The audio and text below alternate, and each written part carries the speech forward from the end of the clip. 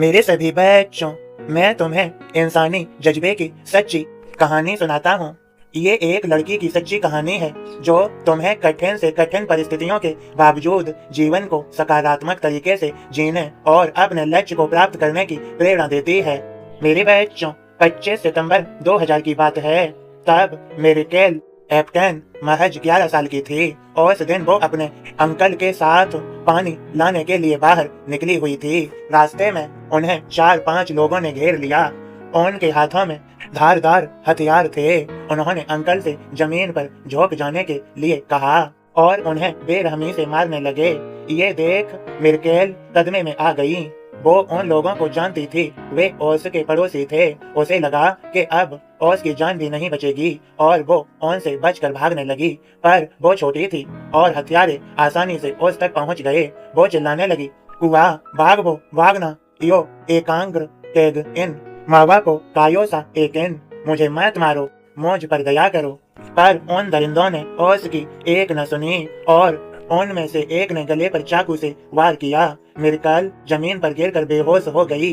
जब थोड़ी देर बाद उसे होश आया तो उसने देखा कि वहाँ खून ही खून था और वे लोग अभी भी वहीं खड़े थे। इसलिए उसने बिना किसी हरकत के मरे होने का नाटक किया।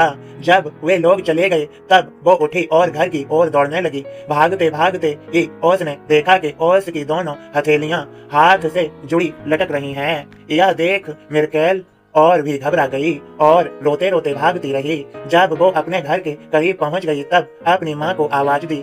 माँ बाहर आई और अपनी बेटी की ये हालत देख भयभीत हो गई। उन्होंने बेटी को तुरंत एक कंबल में लपेटा और हॉस्पिटल ले गईं। हॉस्पिटल दूर था। पहुंचते पहुंचते काफी वक्त बीत गया। डॉक्टर को कोई उम्मीद नहीं थी कि वे मिर्केल को बचा पाएंगे, पर 5 घंटे के ऑपरेशन के बाद भी वो जिंदा थी। पर डॉक्टर्स उसका हाथ नहीं बचा पाए थे। परेशानियां यहीं नहीं खत्म हुई। जब वे वापस गए तो उनका घर लौट कर जलाया जा चुका था। गरीब होने के कारण उनके पास हॉस्पिटल का बिल भरने के पैसे भी नहीं थे, पर दूर के एक रिश्तेदार आर्च बिशप अंटोनियो लेडेसमा की मदद से वे बिल भर पाए और अपराधियों को सजा भी दिलवा पाए। इतना कुछ हो जाने के बाद भी मिर्केल ने कभी भगवान को नहीं कोसा कि ओस के साथ ही ऐसा क्यों हुआ, बल्कि ओस का कहना था कि ईश्वर में विश्वास रखते हुए मैं और भी दृढ़ निश्चय हो गई कि मुझे एक सामान्य जीवन जीना है। मुझे लगता है कि मैं दुनिया में किसी जरूरी मिशन के लिए हूँ, इसलिए मैं इस हमले से बच पाई हूँ। मिर्केल ने हाई स्कूल की पढ़ाई पूरी की और 2008 में होटल मैनेजमेंट का कोर्स भी पूरा किया और बचपन से खाना बनाने के शौक के कारण 2011 में शेफ बनने की शिक्षा पूरी की।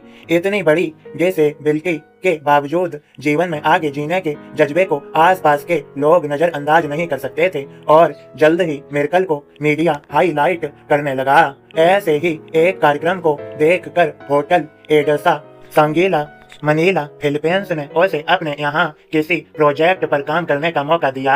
मिर्केल के साथ काम करने वाले शेफ अल्जामिल बोर्जा बताते हैं वो मदद के लिए सिर्फ तभी पुकारते हैं जब उन्हें कोई गर्म पात्र हटाना होता है या किसी शीशी का चिकना ढक्कन खोलना होता है। मिर्केल आज भी उसी होटल में बतौर शेफ काम करती हैं और अपने जज्बे के दम पर लाखों करोड़ों लोगों को प्रेरित करती रहती हैं। मेरे बच्चों, अक्सर करके कई बच्चे अपनी लाइफ में आने वाली छोटी मोटी परेशानियों से घबरा जाते हैं और अपना विश्वास कमजोर कर बैठते हैं, पर आज की ये कहानी बताती है कि परिस्थिति कितनी ही खराब क्यों न हो, तुम उसे बदल सकते हो। मिर्केल की कही एक बात तुम्हें याद रखनी चाहिए, यदि आप सपने देखें, कड़ी मेहनत करें और ईश्वर में आस्था रखें तो कुछ भी संभव है।